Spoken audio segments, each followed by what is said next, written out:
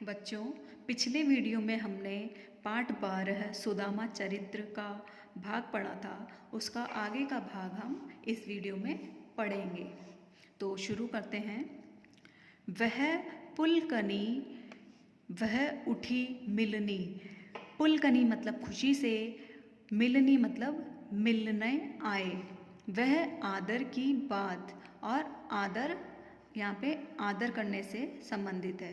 तो ये जो दोहा हम पढ़ेंगे और पंक्तियाँ पढ़ेंगे, इसमें कृष्ण और सुदामा जब मिल चुके थे, उसके बाद जब कृष्ण से मिलने के बाद सुदामा जब अपने घर जा रहे थे, तो कृष्ण ने उन्हें कुछ भी नहीं दिया। इससे खिन्न सुदामा सोच रहे हैं और कह रहे हैं, वह पुलकनी, वह उठी मिलिन, वह आदर की बात। जब कृष्ण ने मुझे देखा तो वो खुश हुए, मुझसे दौड़े दौड़े मिलने भी आए और मेरा आदर सत्कार भी किया। वह पटवनी गोपाल, और पटवनी मतलब विदाई। जब उन्होंने मुझे विदा किया, कछु न जानी जात, कछु न जानी जात मतलब जब उन्होंने मुझे विदा किया तो मुझे खाली हाथ लौटा दिया। यह मुझे समझ नहीं आ रहा है। जानी जात का मतलब है समझ नहीं आ रहा है।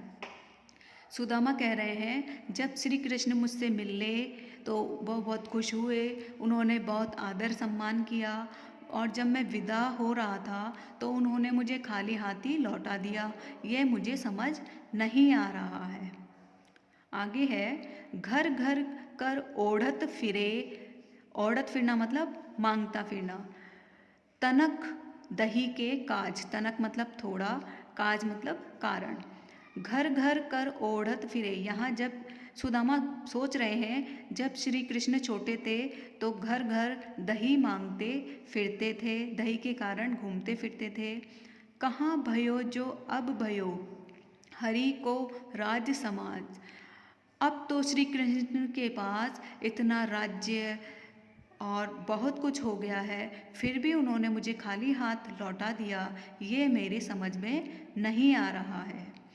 हो आवत नाही हुतो, मैं हो मतलब मैं, आवत मतलब आना, नाही मतलब नहीं, हुतो मतलब यहाँ।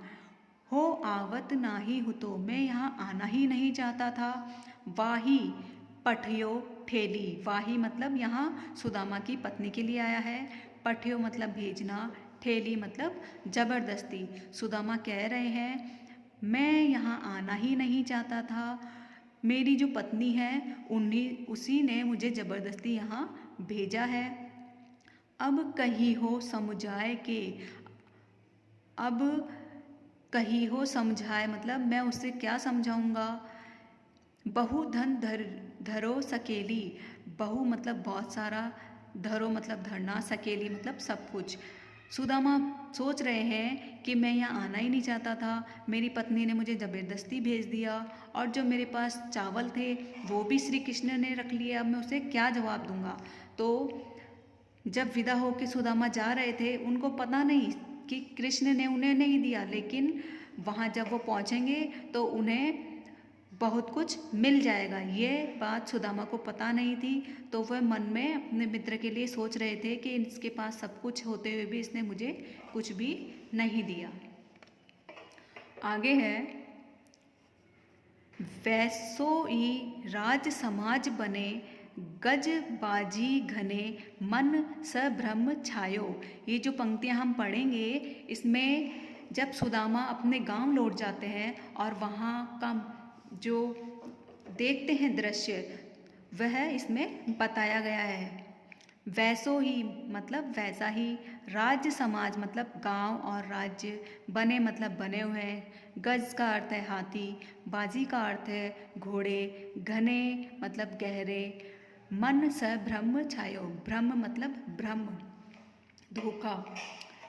जब सुदामा अपने गांव लौट जाते हैं तब का ये वर्णन है। वैसो ही राज समाज बने, सुदामा अपने गांव लौट गए तो वहाँ देखा कि जैसा द्वारका में था वैसा ही दृश्य वहाँ पर भी है, महल वगैरह बने हुए हैं। गज बाजी घने, मन स ब्रह्म छायो, और जैसे द्वारका में हाथी हाथी और घोड़े थे, ऐसे ही वहाँ पर भी हाथी और घोड़े हैं। कैंधो पर्यो कहु कहू मार्ग भूली। तो सुदामा सोच रहे हैं क्या मैं रास्ता भूल गया हूँ। मार्ग मतलब रास्ता, भूली मतलब भूलना। कि फेरी के मैं अब द्वारका आयो। फेरी के मतलब फिर से। तो सुदामा सोच रहे हैं क्या मैं मार्ग भूल गया हूँ, जो मार्ग भूलकर मैं फिर से द्वारका आ गया हूँ। तो जब सुदामा वापस अपने गांव गए तो वहाँ का बदला हुआ दृश्य देखकर उन्होंने सोचा कि मैं वापस से द्वारका आ गया हूँ। भोन विलोकिवे को मन लोचत। भोन मतलब भवन, विलोकिवे मतलब देखना, लोचत मतलब लालच। जब सुदामा ने वहाँ अपने गांव में महल वगैरह देखे तो उसके मन में लालच आ गया। सोचत ही सब गाँव मन झायो, और वह ये सब कुछ देखकर हैरान होने लगा। पूछत पाड़े फिरे सबसो। वह सभी से पूछते फिर रहे थे, पर झोपड़ी को कछु खोज न पायो। सुदामा जब अपने गांव से द्वारका गए थे तो झोपड़ी छोड़ के गए थे, और जब वापस लौटे तो वहाँ महल थे। तो सुदामा अपने उस गांव में अपनी झोपड़ी ढूंढते फिर रहे थे, परंतु उनको झोपड़ी कहीं भी नहीं मिली। आगे है कि वह टूटी सी छान हती, कह कंचन के अब धाम सुहावत। सुदामा देख रहे हैं कि वह टूटी सी छान हती। पहले तो वहाँ पर टूटी फूटी छान थी गांव में सुदामा की। कह कंचन के अब धाम सुहावत। कंचन होता है सोना, धाम मतलब घर, सुहावत मतलब सुशोभित। तो जब गांव में पहले तो टूटी फूटी झोपड़ी थी छान की, अब वहाँ पर सोने के महल बने हुए हैं। के पग में पहन ही न हती।